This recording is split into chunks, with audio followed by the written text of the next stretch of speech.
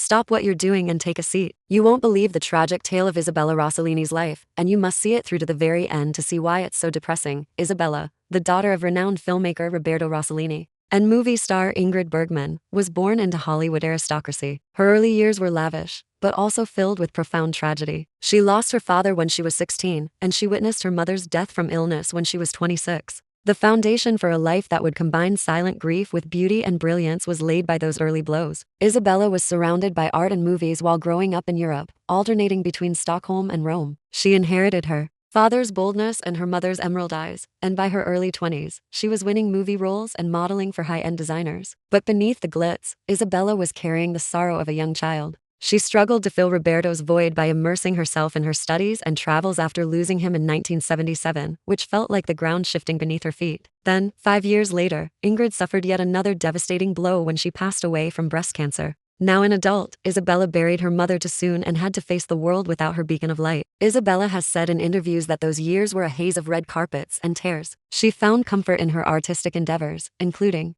writing, directing a number of short films, and even doing documentaries on animal behavior. The pain of losing both parents in a 10-year period persisted though. She once declared that no amount of prosperity could take away the remembering she would honor by lighting a candle every night in their honor. Her network of friends and co-workers expanded along with her job. She hosted documentaries on the environment and wildlife, walked the runways for high-end fashion houses, and starred in art house flicks. Nevertheless, despite all, admirers saw a trace of melancholy in her eyes, a tenderness that suggested the hardships she had faced. Isabella carried a deep pain that few people really understood, despite the world's admiration for her brains and grace. Isabella had further heartache in her private life. She had 2 marriages, both of which ended amicably, prompting her to doubt the enduring nature of love. Her first marriage to the nephew of filmmaker Martin Scorsese was bonded by their love of movies, but lengthy productions and international travels caused them to split up. Although her second marriage to actor David Lynch developed from a friendship based on their same artistic interests, they parted ways while Hollywood was in the spotlight. Isabella wrote in her journal about the pain of beginning anew and regaining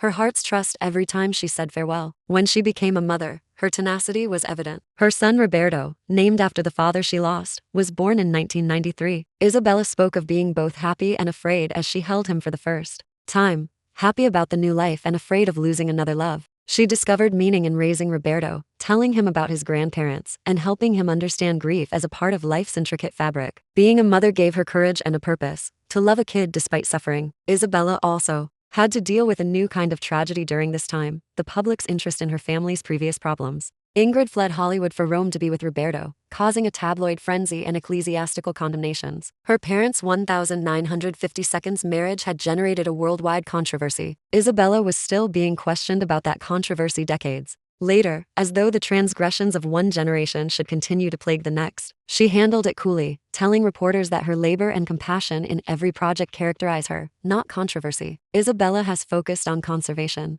and animal welfare in recent years. Her enthusiasm and compassion for even the tiniest creatures captivated viewers as she produced a web series exploring the lives of insects. She used the project as a metaphor for her own life, showing how paying attention to small details may reveal hidden beauty and significance. Fans, however, sensed another layer as she talked to them about beetle shells and butterfly wings, a lady who understood vulnerability, transformation, and the bravery required to come out full. Isabella Rossellini, at 69, is a living example of grace and perseverance. Inspired by her mother's passion of natural cures, she has published books on beauty and aging, started a line of skincare products, and is still acting in films that push viewers' boundaries. She does, however, light those remembering candles during quiet times, and her eyes stray to family photos on her shelf, their faces captured in time, their impact enduringly woven into her narrative. If Isabella's path teaches us anything, it's that the most profound lessons in life can also come from the biggest catastrophes. She discovered empathy through grief, strength through scandal, and rejuvenation through motherhood.